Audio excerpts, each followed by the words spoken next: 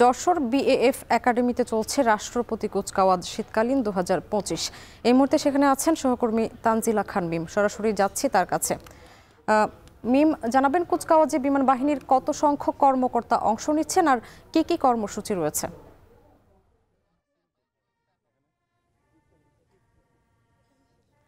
স্বামী, রাষ্ট্রপতি কুচকাওয়াজ শীতকালীন 2025 যশোরের এই বাংলাদেশ এয়ারফোর্স একাডেমিতে অনুষ্ঠিত হচ্ছে। এই মধ্যেই কিন্তু এই অনুষ্ঠান স্থলে এসে উপস্থিত হয়েছেন বিমান বাহিনীর প্রধান chief air marshal Hasan Mahmud Khan. আপনি শুনতে পাচ্ছেন নিশ্চয়ই, তাকে আমন্ত্রণ জানানো হচ্ছে এবং এরই মধ্য দিয়ে আসলে যারা এখানে উপস্থিত রয়েছেন, সাবেক যারা বিমান বাহিনীর সদস্যরা রয়েছেন তারা এসেছেন। এবং আপনি জিজ্ঞেস করছিলেন যে নতুন আসলে কতজন বিমান যোদ্ধা এই আজকে এখান থেকে গ্র্যাজুয়েট হচ্ছেন, সেই সংখ্যাটা প্রায় 40 জনের মতো এবং তার মধ্যে 8 জন নারী রয়েছেন। আপনি দেখতে পাচ্ছেন যে এই বিমান বাহিনীর প্রধান air chief marshal Hasan Mahmud Khan কিন্তু মাত্রই এই অনুষ্ঠান স্থলে এসে উপস্থিত হয়েছেন এবং এরপর যে এই যে কুচকাওয়াজের যে মূল আনুষ্ঠানিকতাগুলো রয়েছে সেই আনুষ্ঠানিকতা শুরু হবে এবং এখন তাকে সম্মান প্রদান করা হবে।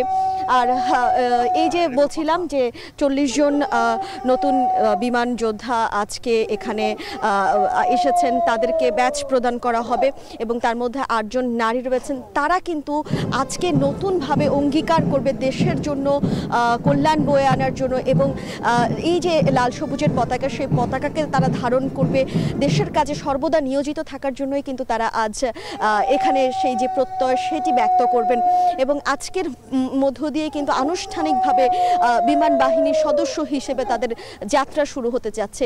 সেই জায়গা থেকে তাদের মধ্যে এক ধরনের উৎকণ্ঠা কাজ করছে, অনেক দিনের পরিশ্রমের ফসল তারা পাবেন এবং তাদের অভিভাবকরাও এসেছে, তাদের অভিভাবকদের মধ্যেও এক ধরনের আনন্দ উচ্ছ্বাস কাজ করছে।